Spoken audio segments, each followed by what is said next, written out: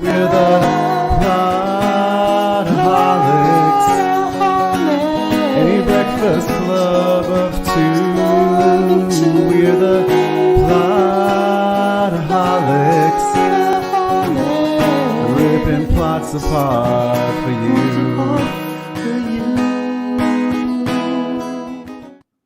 Hey, everybody! Hello. Welcome to another of these things. This thing that we do, and that we're doing 3 more times. Doing that thing we do before our summer break. Bryan, Drinking Tan is in the house today. Thankfully, Dr. Strange showed up and hooked the brother up. Yeah. And so your cocktail, well, it's not really a cocktail, but your beer of choice for the day is, of course, Pennsylvania's own Yuengling. Yes, sir. I remember, Bryan, do you know when I was in college, you couldn't get Yuengling in Valdosta, Georgia, where I was going to school. Really? And yeah, and whenever there's like there's urban legend style like mythos behind Yuengling in Georgia. Really? Tell me about it. It was that like people would bring it back with them when they would go home to Pennsylvania, and we would all just, feign over how great Yuengling was. Well, because Yuengling is a great beer. Yuengling is a great beer. And so then eventually the liquor stores in Georgia started carrying it and everybody lost their minds. So that's my Yuengling story. And I felt the same way when I lived to it. That's cool. Well, see, I felt the same way when I lived in when I did live in New Hampshire. You couldn't get Yuengling in New Hampshire. So if people went to New York, I would ask them, hey, would you mind getting me either a 6-pack or a case of Yuengling? I'll give you some money. Yeah. And of course, I'll them, yeah. Why don't you just drink Guinness? Why don't you just gargle my urine? Well, and now at least, because that brewery was bought out by Anheuser-Busch, right? So now you can pretty much get it anywhere. Yeah. Anheuser-Busch, the evil empire of beer. Right. I mean, I'm like, I hate like, you know what? I shouldn't. Well, welcome to the Alcoholics Live, where we break down the day's news in craft breweries. Yeah. But that is not the show that we're doing. So we'll just let Bryan sip on his Yuengling and lime. And we will continue to trudge through our quarantine Plotaholic style. Yeah. You know what? When this all started, I was kind of excited at the idea of not going anywhere. I'm getting a little fed up with it now, I think. Yeah, I mean, I think that we all sort of have a limit on that, Yeah, I mean, I'm happy to be an introvert and like curse humanity and stay away from them as much as possible. Yeah. But when I hear other members of humanity fuss about having to be inside, it just ruins it for me. So I want everyone else to be go outside so I can just be left alone and enjoy my life. You know that they don't have to go in your house, right? Like they have to go in their own houses. So you're still alone. Yeah, but all of their whining and complaining is ruining it for me.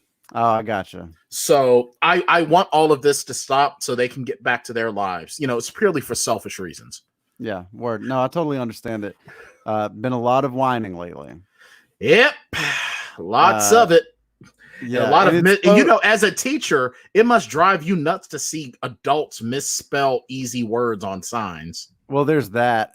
The thing that is really interesting to me is how many of the people that are whining now are the ones that used to call whiners snowflakes. Yeah. Good point by you. That's a good point by you. And they're so visibly upset by the fact that they can't get their hair cut. Now, that's not something that bothers us, Mr. Tan. No, not at all. Hey-o to Anita. Anita's here in the house. But yeah, so we're not going to spend too much time talking about let's that not. stuff. Yeah, let's not. I will say this. This is the last bit I'll say about it, and then I swear I'm done. Yeah. Respect the police. Right. A couple months later. Yeah. Fascist. I actually was called a fascist because I said that I was in favor of stay-at-home orders. I was called a fascist. Yeah. It's like, you keep using that word. I don't think it means what you think it means. So I guess just to maybe lift your spirits, we'll start with the big story that you're excited about, and that is that Sylvester Stallone has essentially confirmed a Demolition Man sequel is underway at Warner Brothers, though this is the first anyone has heard about it, and there's been no other further confirmation from Warner Brothers. Two things. One, to quote Hope Van Dyne, it's about damn time. And two, if Wesley Snipes ain't in this, he's gonna be mad as hell. Right. I bet you if Stallone hasn't said anything to Wesley Snipes, he's like, what? That's probably it, right? They're trying to keep it under wraps, so like it'll just come out before Wesley Snipes even hears about it. Poor Wesley. First Blade, now Demolition Man. Yeah, right. Although to be fair, he did die at the end of the first one. Spoiler alert. Yeah, so I think the statute of limitations are probably up on that. Yeah, it's been almost 30 years. If you ain't seen Demolition Man by now, shame on you. Right, then stop storming the Capitol and go home and watch Demolition Man. Exactly. Exactly. Watching Demolition Man is what quarantine is for. Absolutely. Matter of fact, right now, off the top of my head, quarantine action movie survival guide. You ready? Uh-huh. Demolition Man. The original, part 2 isn't out yet. Right, okay. Speed, the original. Volcano with Tommy Lee Jones. You put Volcano on the list? I am, because that's some action, dude. Yeah, for sure. But and then of course, the original Point Break. Uh-huh. And then finally, Commando. I mean, those are all. That's a solid lineup for sure. What would I add to your action quarantine list if I was going to add something to it? Oh, you know what? What about Hot Fuzz? Yeah, I just watched that yesterday. That was the movie that I was telling you off air. What did I watch yesterday? And I can't remember. Yeah. It was Hot Fuzz. Hot Fuzz is so funny. It really is. And Joe Compton being a cheeky bastard in the live comments. Yeah, for sure. Well, Joe Compton. Yeah. Joe Compton actually means cheeky bastard in some other language. I'm pretty sure it does. I'm going to start my own language, and cheeky bastard, everyone's going to say Joe Compton. So what do you see Demolition Man 2? Where do you see the story taking us? I think at this point, it's probably like another 25 years in the future, and someone has decided to clone Simon Phoenix. Mm-hmm. And now John Spartan must become the Demolition Man once again, side by side with him and Lenina Huxley's daughter, who is going to be named Jordan Spartan. I think that maybe Demolition Man isn't the hero for these times. I'm more interested in Renovation Man. Okay, I'm good with Renovation Man. Because he can still do some demo work. Bring a sledgehammer in, take some walls out, and then. But then he can fix what he destroys. Don't mess around with Renovation Man. Yeah. You know what? Someone get Grace Jones in the freaking studio and record that song. We've also got a couple of other suggestions for our quarantine. Crank is a good one. Crank is a good suggestion. And I think that Joe Compton has suggested Police Academy. The original? Yes. Oh my God. You will never look at a horse the same again. So Demolition Man 2 officially in the works? ? Who knows? Really? Did you read that announcement?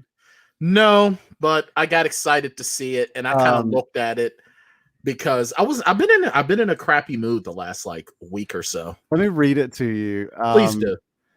I need a good story. So he says, let's see. So this is coming from cinemablend.com. This is from his Instagram, Sylvester Stallone's Instagram, which is, I guess, something that also exists. He says, "Can we get another Demo Man? I think there is coming. We're working on it right now with Warner Brothers, and it's looking fantastic. So that should come out, and that's going to happen." Well, I hope he's written the script better than he wrote that message. I mean, is that announcement from the desk of Donald Trump? Like, serious? Well, what's what crazy? A word salad. You know that Sylvester Stallone is bored because he's already finished off Rocky. Because the way they ended Creed 2, it kind of seems like even if there is a Creed 3, Rocky's involvement is going to be essentially minimal. And then he's finished Rambo. So like now he's like, well, who should I bring back now? Should I bring back John Spartan or do we come back to Lincoln Hawk? Right. Next thing you know, we're gonna have an over the top 2. The very rich character database. Yes, we do. As a matter of fact, no, go ahead. Finish your point. Well, I was just commenting on how rich the character repertoire is of Sylvester Stallone. They're not at all very similar to each other. No, not even at all. I mean, they just have the same speech impediment. It's okay. Right. Yeah. So yeah, go ahead and talk about your Supernatural. I just bought a poster that now, granted, it's not the best. It's an image of like some of the main players from Supernatural, some of the more popular characters. Obviously, you have the Winchester brothers, you have Castiel, you have Metatron, you have Kevin Trang, and some of the more popular characters with the signatures of the actors on them, and then it says Supernatural 2005, 2020. I'm not taking it out of the box that it was shipped in yet until I get the frame so I can hang it up. Yeah. Yes, a Kurt Russell Tango and Cash 2. There you go. Let's get Tango and Cash 2 going. Tangoer and Casher. More tango. Extended tangos for more cash. Tango Unchained.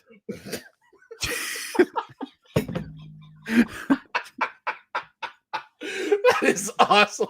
I would spend so much money to watch that movie. to watch Tango Unchained. Yes, I would. I would spend all kinds. Oh my God. I just realized, what if we got a sequel to Stop or My Mom Will Shoot?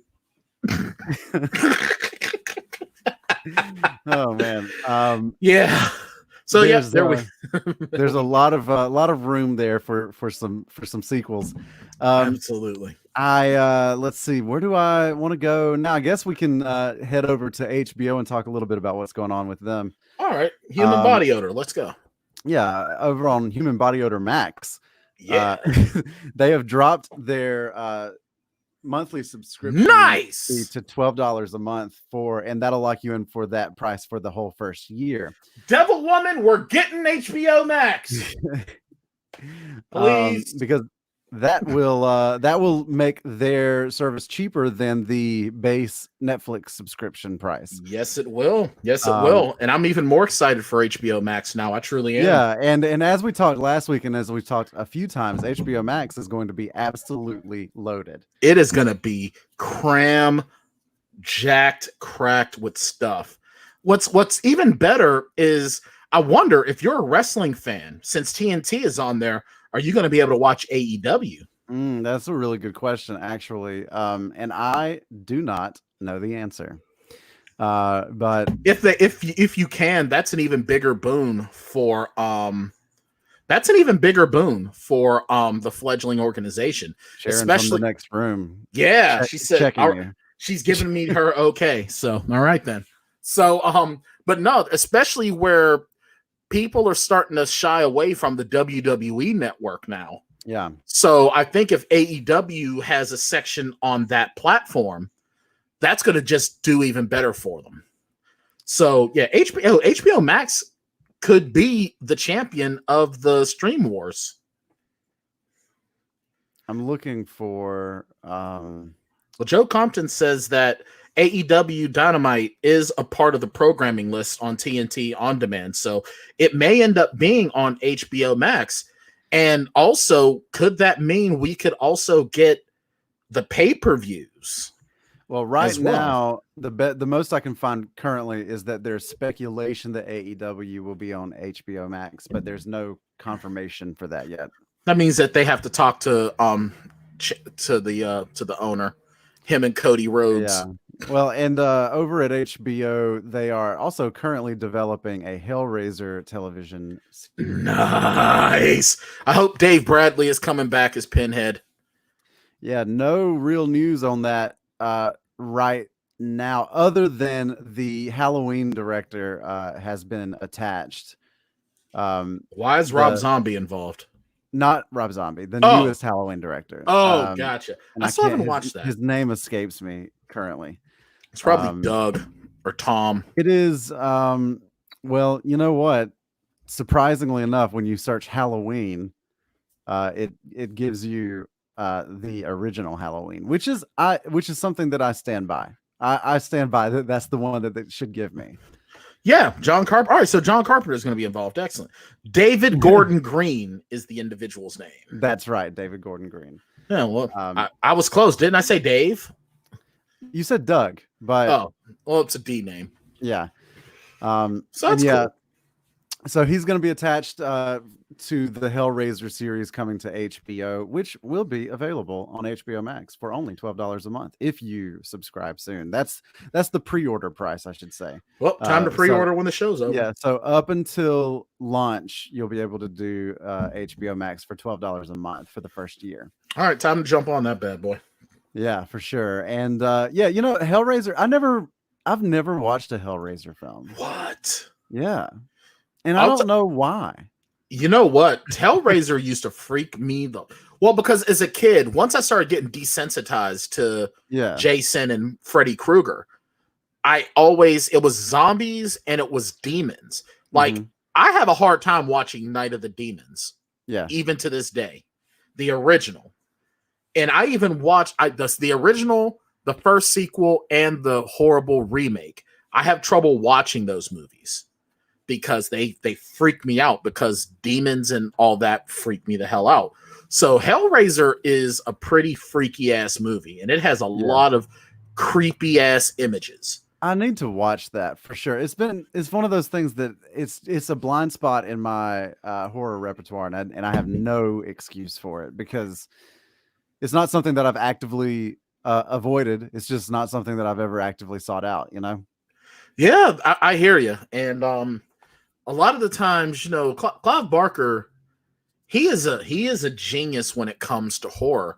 But I want to say the uninitiated, it's kind of hard to really jump in on his stuff. You have to have been into his stuff for a long time to really appreciate it the way a lot of his other fans do. Yeah.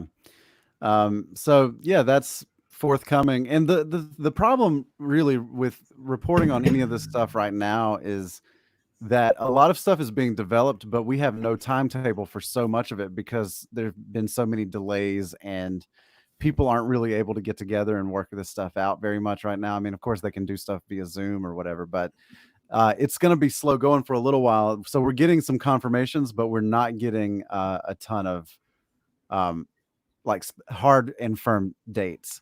Right. And so Joe coming in with some news on some other information about the director here. Mostly that he works with Danny McBride, who I think is hilarious. Okay, well that just makes dude seem even cooler to me, because I love Danny McBride. Yeah, for sure. Did you ever hear Danny McBride tell the story about the day that Kanye West hung out with him? Oh God, no. It's so good, and it's on. He told it on one of the late night shows, so you just need to look up like Danny McBride, Kanye West. But apparently Kanye West, and this is apparently a real story, wanted Danny McBride to play Kanye West in a movie. Oh, really? Yeah, like Kanye West went to Danny McBride's house in South Carolina and pitched a movie to him in which he would play Kanye. Nice. And then apparently they sat around Danny McBride and Kanye West and watched Danny's son play Minecraft. So that's awesome. Yeah, so it's a pretty interesting story. Those two personalities, I can't even imagine. Danny McBride is so funny to me. Danny McBride is pretty awesome, and The Righteous Gemstones is so good. I haven't finished the first season, but it is excellent what I've seen of it.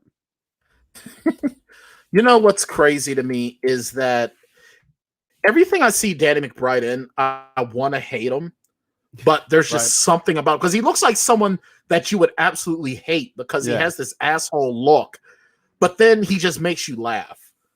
In Pineapple Express, I just want to punch him in his dick. Yeah, and speaking of people who we typically think that we're gonna hate, but are surprisingly charming and funny, LeBron James this week announced the new Space Jam film, which is going to be called A New Legacy. Why? I don't understand why this is a thing.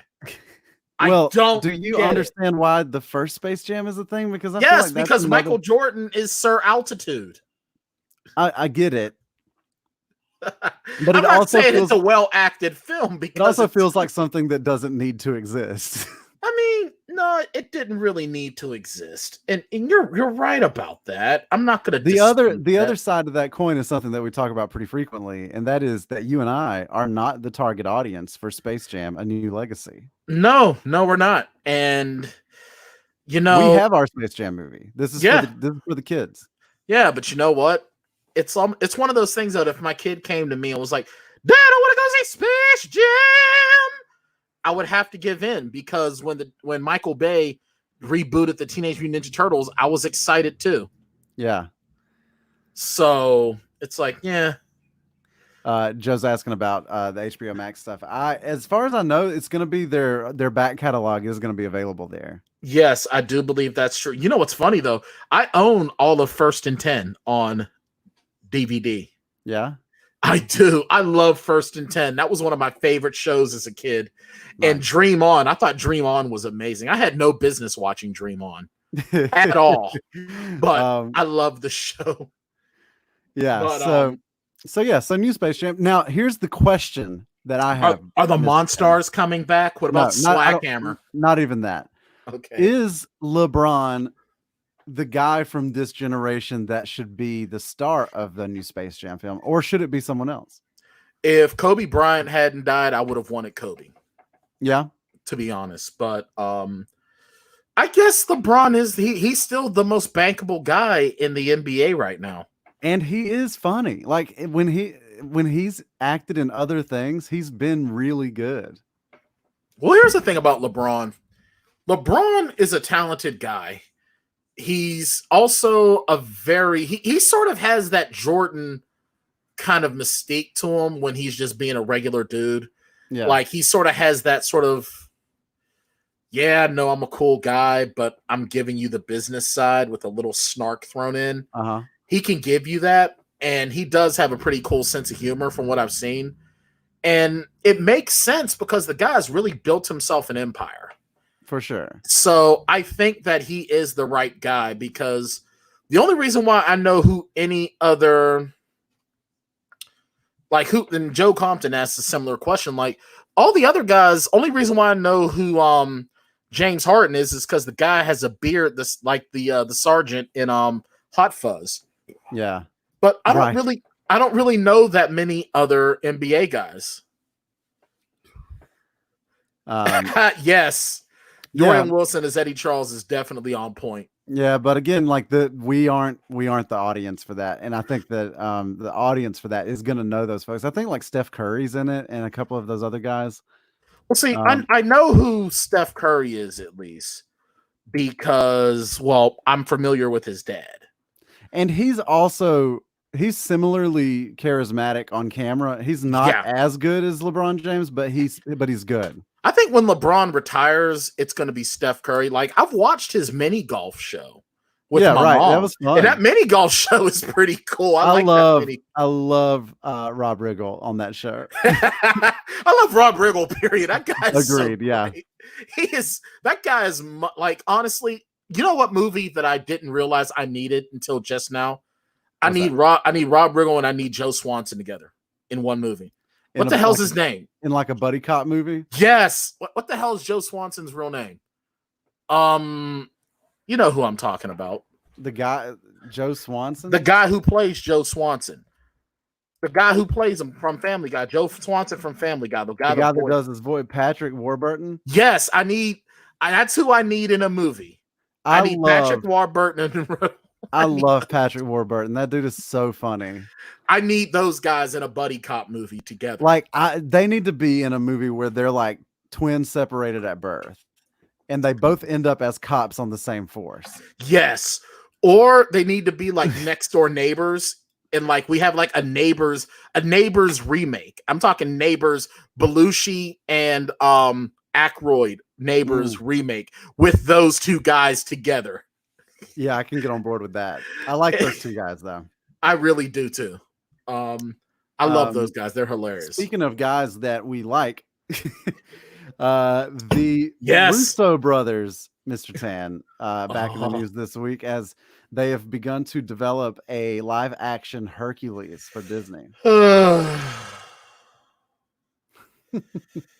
Why? All right, can Disney stop with the live action remakes already, please? Can we not have that anymore? They'll stop when they stop making money, Brian. You know what? I am going to start learning hypnotism so I can hypnotize the masses to no longer go to Disney remake movies. At the same time, haven't you enjoyed some of them? I enjoyed Aladdin because Will Smith was in it. Because Will Smith was being the Fresh Prince a lot, kind of being an older Fresh Prince in that. Maleficent, I didn't mind the first one. The second one I sort of checked out of because it's Maleficent wasn't good. The second one wasn't good. The second one wasn't even really a remake. It was a retelling. Yeah, it was that. It's literally that's exactly what it was. Lion King, I hated. I hated Lion King. Lion King sucked. As much as I love Donald Glover, I hated Lion King. Well, and I even felt like Donald Glover kind of melded in. He did, because it's like, hey, I'm Childish Gambino with this shit. Right. Now, I do remember the very first Space Jam. Matter of fact, I watched it I watched it like 2 weeks before the quarantine shit kicked in. And I thought it was hilarious. And I was like, hey, I wonder what something like this. Actually, I said, wow, what if COVID-19 is as bad as this Monstar stealing all the talent? Week later, quarantine. God damn it, Space Jam! You've done it again. You know what? That means that now we need a rap song by LL Cool J, Be Fun, Method Man, Coolio, and Busta Rhymes to be anti-COVID-19. Yeah, see, and we've got comments talking about how the kids loved Lion King, and that's exactly the point, man. Like that's why they're doing it. Yeah. That's who these things are for. They're not like the kids are not used to that kind of animation that we grew up on, you know? That's true. And so they're remaking these things for this generation, and I'm for it. Like it's not for me. So, you know, I enjoyed those movies when I was coming up. All right. Let's give them a version that they like. Yep. And all right. So I'm in the minority. It's cool.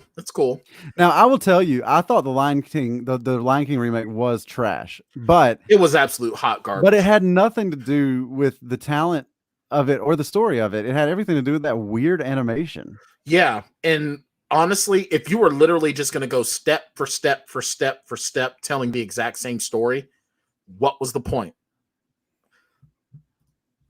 But you know what?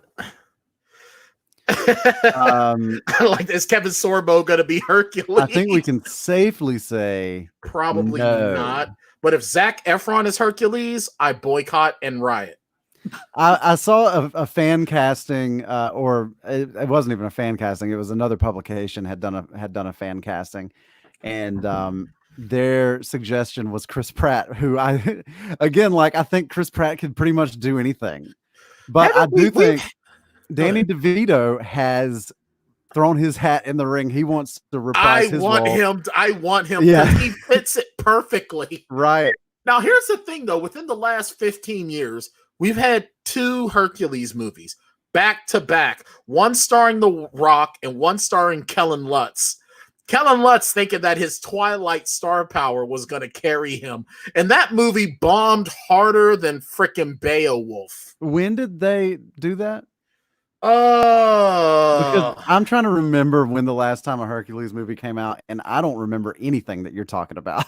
2014, I do believe. Okay, yeah, I do not remember. All right, so it's within the last 10 years. I do kind of remember the Rock. Because The Rock did Hercules, and then Kellen Lutz's Hercules came out at practically the same time. Yeah, and it just like bombed harder than anything. It bombed harder than my music career. Oh, well, there's that, I guess. I feel like Brian. I feel like we have to talk a little bit about this, even though the Joe Compton in the comments is going to want to check out on us. Joe Compton. So Joe, give us just 2 minutes on this. I think this is brilliant. Why? Why is this a thing? Why? Honestly, I am going to watch this just to see the train wreck. I think that this is maybe the greatest idea I've ever seen. You know what's hilarious, though, is that in Community, I just finished the episode about a day ago of where Abed takes the class about Nicolas Cage. Yes, yeah, that's a good one. Oh God, yeah, Nicolas Cage. Why does he get work? So Nicolas Cage will be playing Joe Exotic in a scripted series. And I couldn't be more excited. He's the only person in Hollywood that I think could pull off that kind of crazy. Of course, Joe Compton is not going to be a redneck, though. He's going to be Nicolas Cage. Now, there's no word if this is the same project that has Kate McKinnon attached to play Carol Baskins. Oh, God. I hope. I hope. You know who I think would be an amazing character? Just for the hate? Amber Heard. Oh God. It would be like one of those cursed movies. It would be really would. People would start dying. Yeah. And poor Johnny Depp. She's going to be researching Carol Baskin. Only if Johnny Depp plays Doc Antle. Yeah, but here's the thing, though. Next thing you know, freaking poor Johnny Depp's going to go missing because Amber Heard's going to come from in sardine oil. Yeah. So I woke up in a bad SNL skit. That's basically what that movie is going to be. It's going to be like if Nic Cage hosted an episode of SNL and they decided to do a sketch. Oh, that bitch, Carol Baskin! I can't wait. But I just want to see Nicolas Cage. That's the only reason why I will watch, because Nicolas Cage is so horrible. He's so horribly over the top. Yeah, the bees. Oh, the bees. Let's see. Here's a news story. Can you imagine if Nic Cage was in Troll 2? Oh my God! I can't imagine it. I feel like it would be incredibly similar to what it already is. Yeah, I agree. Also, Nic Cage would totally play the local, that preacher guy. Nicolas Cage would be every character in the movie except for the little kid. Yeah. Did you ever see Andy Samberg do Nicolas Cage on SNL? No, but I'm gonna look that up. He used to do a segment on Weekend Update called "Get in the Cage" with Nicolas Cage, and Andy Samberg as Nic Cage would interview other celebrities about the movies that they're doing or whatever. Okay. And then it all came to an excellent climax when Nicolas Cage interviewed Nicolas Cage. Oh my God, I can't wait. That's the first one that came up. It's so good. That's the first one that came up. Oh my God. Yes. Yeah.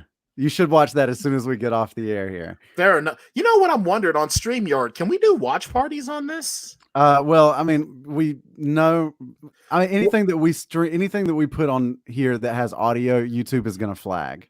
All right. Damn. Because here's something I was thinking that would be kind of fun.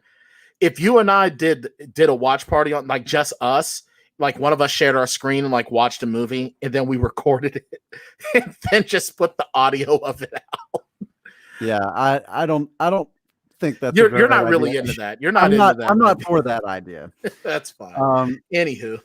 But this week, Brian, we also found out that the Oscars are going to allow streaming films to be eligible for Oscar consideration. But Brian, I ask you, if they never nominate a streaming film for an Oscar, does it really matter if they're available for consideration?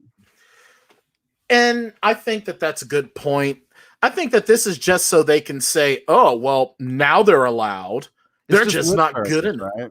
Yeah, it's literally, it's all it is. The problem is that the Academy is full of all of these old farts that are so elitist. They have no desire. These are the same people that if they were around in like the 40s and 50s and whatever, and they're still voting on films. Yeah, like Sidney Poitier never would have been able to get his start if these people were in charge back then.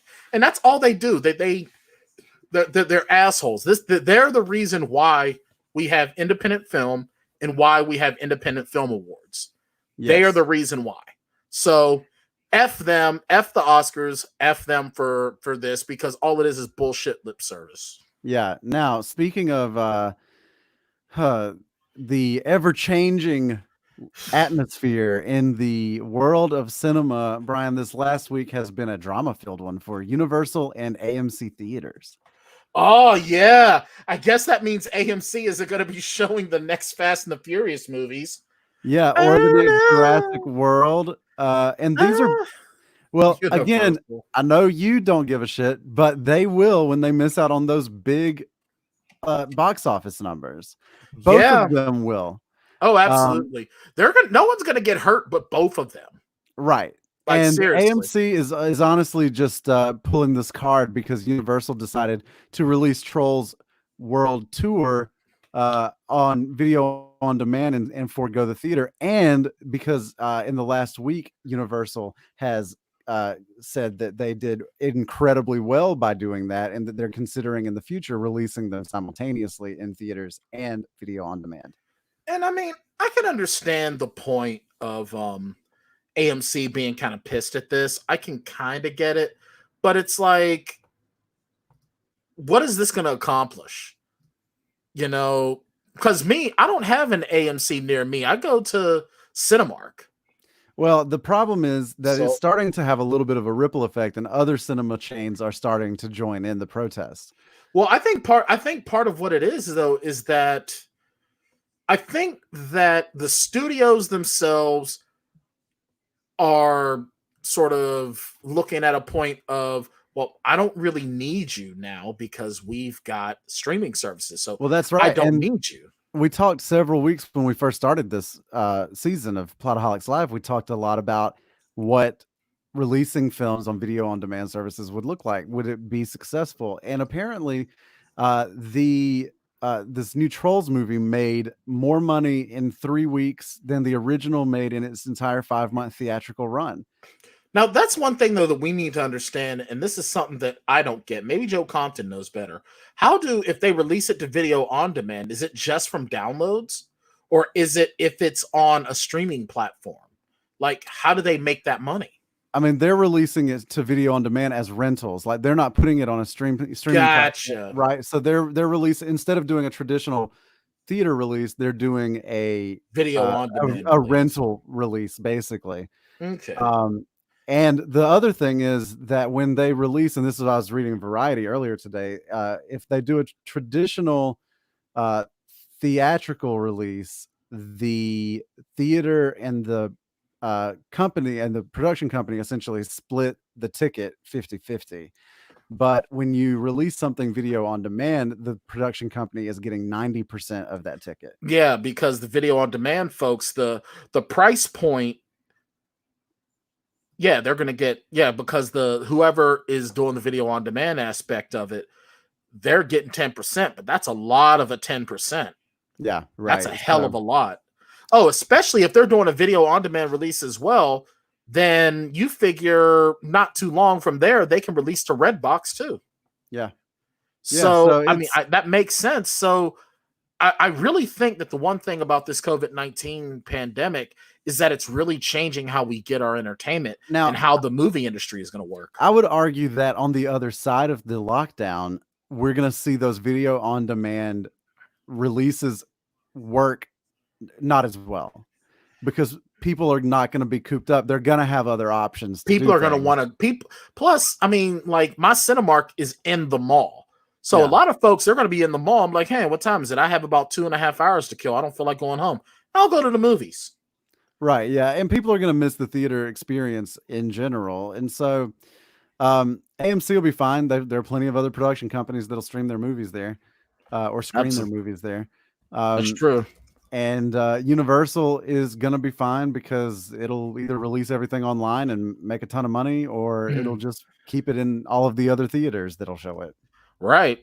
Let me see. To answer Joe Compton's question about about Bill and Ted Face the Music. Let me see. And Joe is right that the price point for Trolls was $14.99, not $4.99. Right. And no, Bill and Ted Face the Music are not a Universal. They are Orion, and their parent company is MGM. So, all right. So Bill and Ted will still be at AMC Theaters, folks. But I mean, I think that AMC needs to just settle their shorts down. Settle your shorts down. Yeah, just settle your shorts, man. Yeah. Yeah, I don't know, man. It'll be interesting to see how that whole thing shakes out in the coming months, especially as businesses start to reopen. I'm a Cinemark guy anyway, so I don't really care what AMC does. Yeah, and there's Joe again. Now, but the only issue that I have with that though is depending on the platform that you buy it on. Like, I get my stuff on Amazon just because that's where a lot of my digital movies are. If Amazon goes under tomorrow, I'm effed. I'm effed in the A. Well, and the thing about the home video premieres is that if you buy it during that initial run, which would be considered a theatrical run, you're really only renting it for 48 hours for that price. You're not buying it forever. Yeah. And that I say because I have rented a ton of those movies during the quarantine. And did so knowingly, like knowing that it was going to be gone, because ultimately Michelle and I are going to be able to both watch whatever this movie is for $15-$18. Whereas if we had gone to a theater, concessions, tickets, all of that, you're looking at like $45-$50. So right. It's ultimately a cheaper. It's a much cheaper thing to do, and you don't have to worry about going out and getting all dressed up and dealing with people. I can just roll to the other room in my PJs. Absolutely, or just put on the Shane Wilson Speedos that you wore on Saturday. That's right. Finally, before we pivot too much here, the Netflix has finally released a trailer. I just watched this too for Space Force. Yeah, it is most excellent. Yep. I know you didn't get a chance to hear it because it was before, every episode that he was well, and they, he learns a little bit more about the character and the writing staff, and Greg Daniels is attached to this, and anything Greg Daniels does, I'm a believer in. Everything he touches turns to gold, man. Yeah, good to see those two guys back together again. Now, Mr. Tan, yesterday, as you know, was May the 4th, which is ridiculously enough National Star Wars Day. So we, as is the custom, we got some news. Some better than others. I'm gonna save my favorite news for last. I forgot to turn on my other lamp. Sorry. You're good.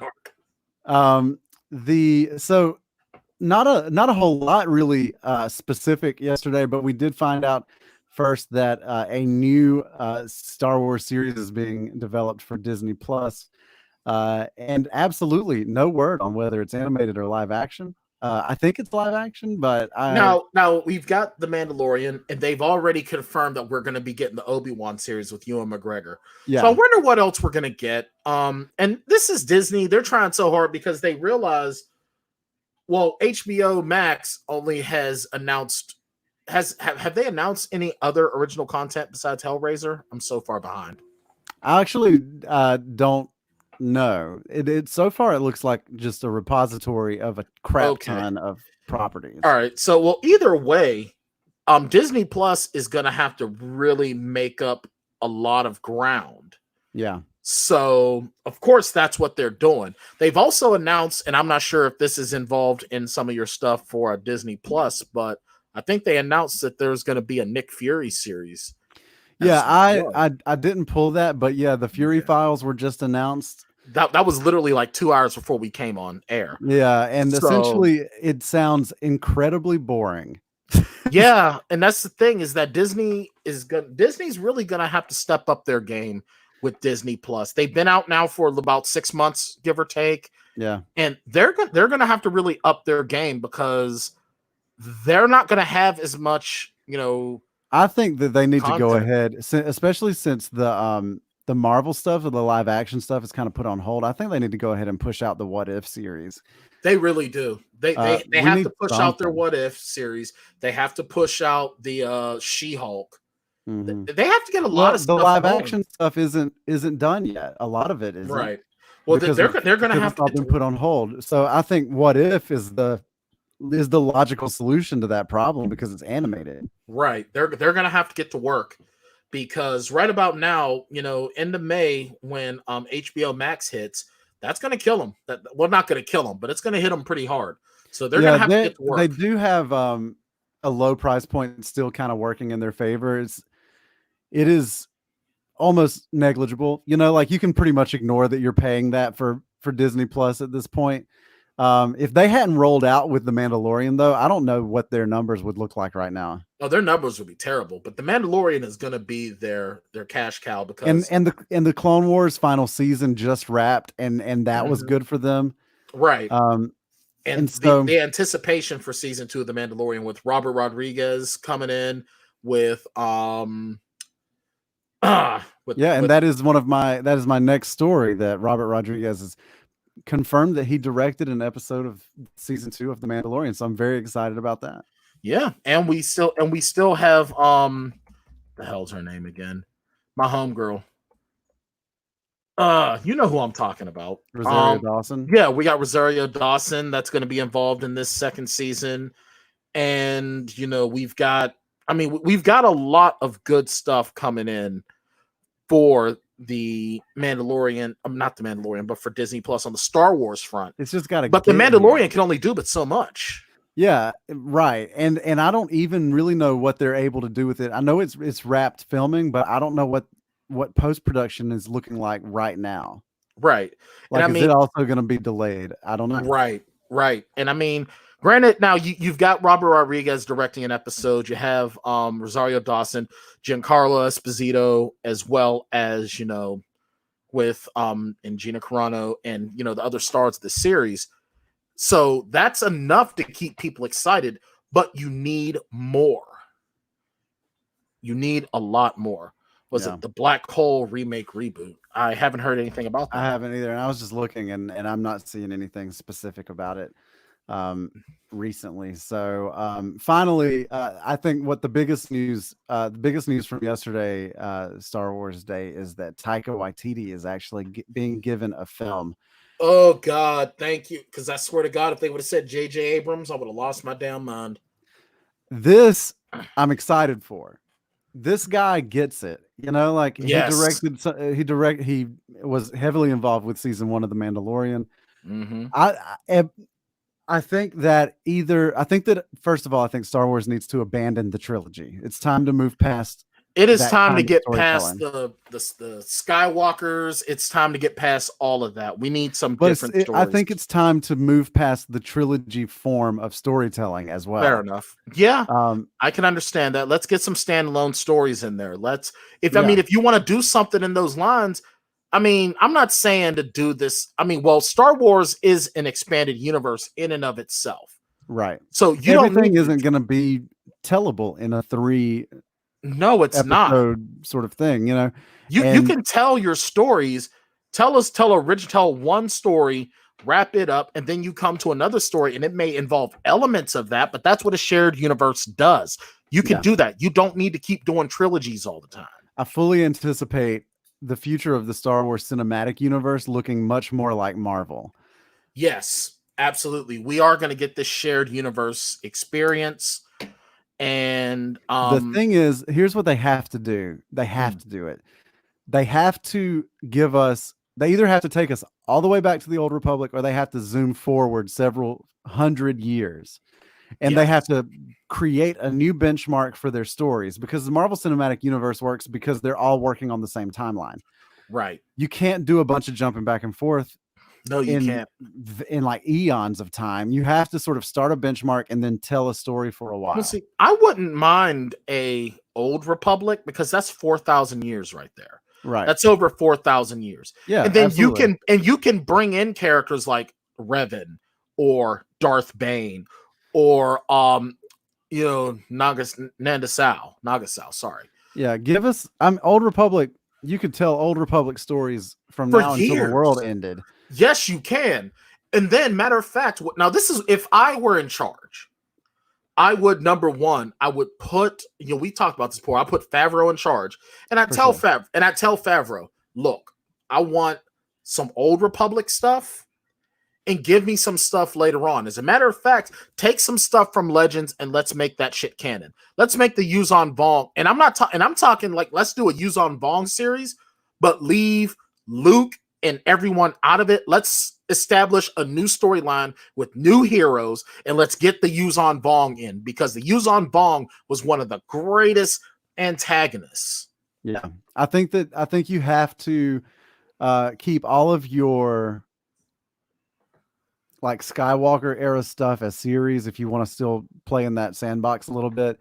Mm-hmm. And then anything, you have to decide what the big story is going to be for your cinematic universe. Yes. Who's going to be your big bad?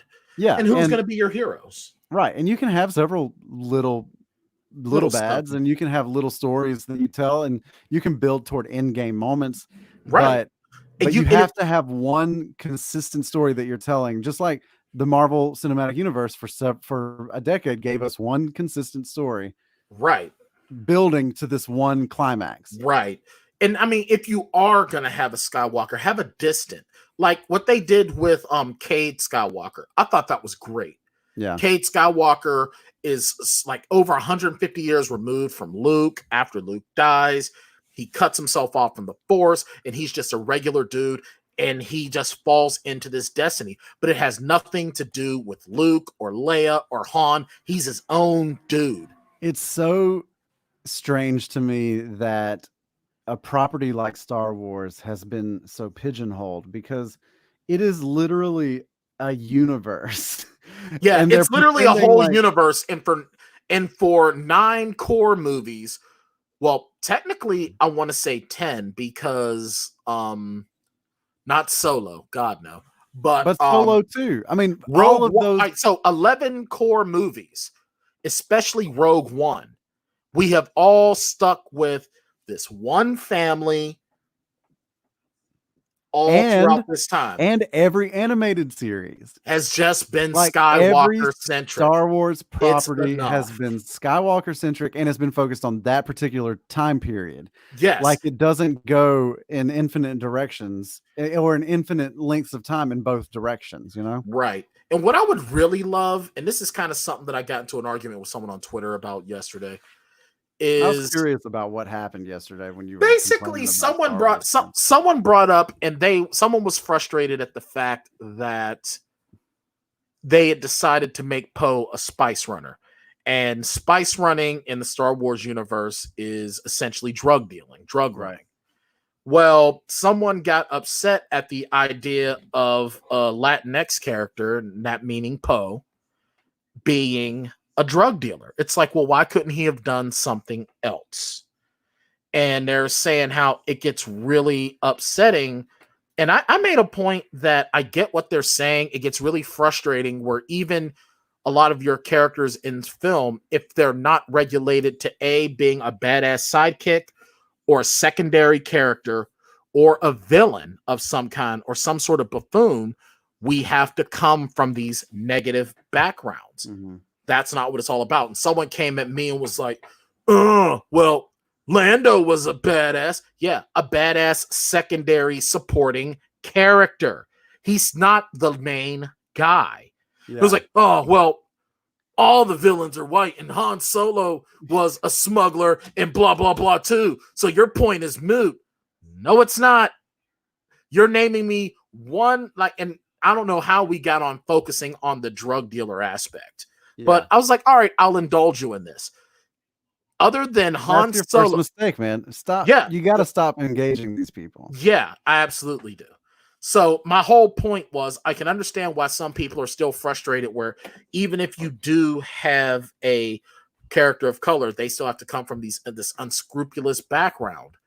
Yeah. You know, I get it. That's the point that's being made. They're trying to turn it all this. So it's like, screw you. But the whole point is, what I would really love is I would really like for Star Wars to really just spit in the face of these toxic fans and really embrace all forms of diversity. A lot of the ways like Star Trek has done. Yeah, right. Since the beginning. Right. You know, you have people of like in the Star Trek films and the new J.J. Abrams films. Tyler Perry is the head admiral.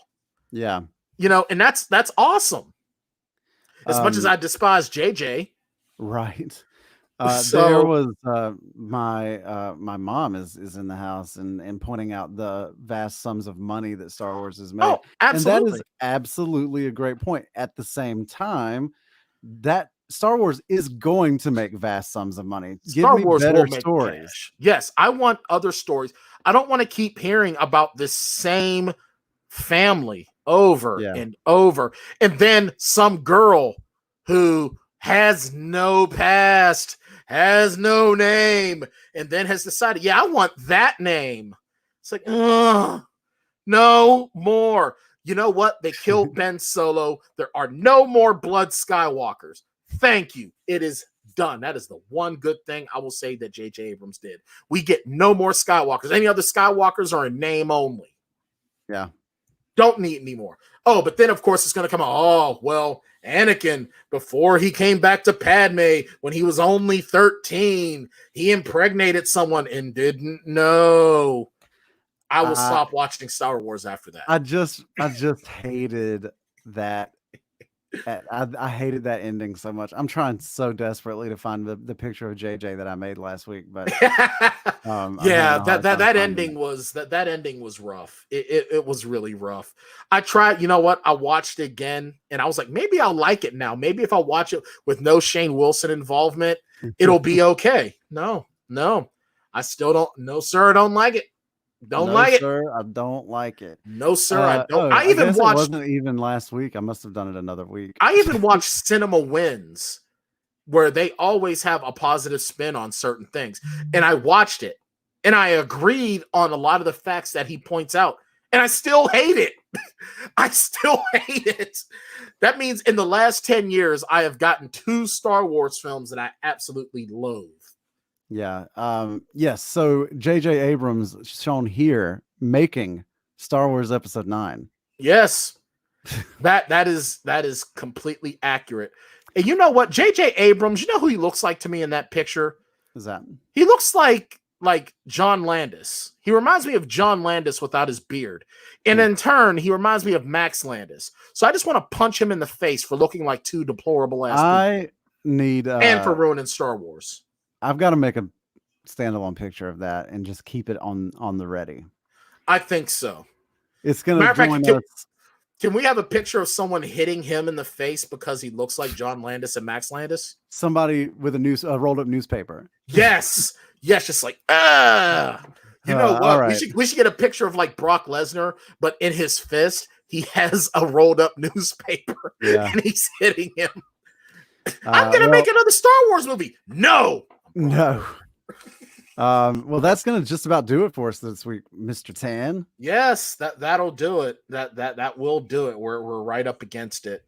So make sure that you give the podcast a listen. Make sure you're here next Tuesday for Plotaholics Live. Yep. Visit us in all of the places listed at the bottom of the screen. Watch for my drunk review of Guns Akimbo this week. Oh, that's what you did that on? Okay, all right. So dig it. I look forward to all of your drunk reviews. I really do. I love them so much. They're a good time. Does Ivy make an appearance in this one? Always. She can't not be there. I like sometimes she just gives you this look that just goes, you disappoint. She always looks so sad. She really does. She goes, I'm not even disappointed. I'm just sad for you. Right. Exactly. I'm sad for your. You know what? I think you should really bum her out and do a movie that's dog centric, like Marley and Me. Yeah, Marley and Me, or like Homeward Bound, or any movie, or Old Yeller. Yeah. Anyway, so make sure that you like, subscribe, etc., whatever. Yeah. Make sure you go to the website, because this week and it just dropped yesterday, we did Poetic Justice for our second annual John Singleton episode. And so make sure you check that out. This coming week, we're actually going to be starting our 2019 blockbusters block of films. This week is actually, next week, we're actually going to have Once Upon a Time in Hollywood for you guys. So make sure you check that out as well. I'm extremely excited for this. No, for sure, yeah. And then after our 2019 blockbuster block, 10 straight weeks, the Plotaholics go back to their roots. 10 weeks of shitty movies. Yeah, I am unbelievably excited for 10 weeks of bad movies.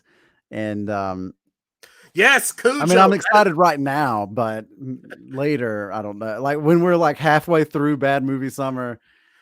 So basically, when we finish my block, you're gonna be like, by the time we finish, I don't know, man. Like we're starting with Break-In 2. Electric Boogaloo. So might be week 2. I'll be done. Yeah, I can't wait to. I'm really curious to know what our downloads are going to be for Break-In 2 Electric Boogaloo. If Kelly Russell, if you're still watching, do you remember? I know you remember Break-In 2 Electric Boogaloo. Kelly Russell, I know you remember Break-In 2. I know. Right. You know how I know Kelly Russell remembers? Because Kelly Russell in Break-In 2? He probably was. He was probably one of the little kids in that, because Kelly Russell's only a couple of years older than me. So he probably was in it. He was probably Hot Top. So, can I be in your movie? All right. So, all right. Well, let's mosey on out of here. Hit the old dusty trail, and we'll talk to you guys real soon. Take care, guys. We're the Plotaholics, a breakfast club of two. We're the Plotaholics, ripping plots apart for you.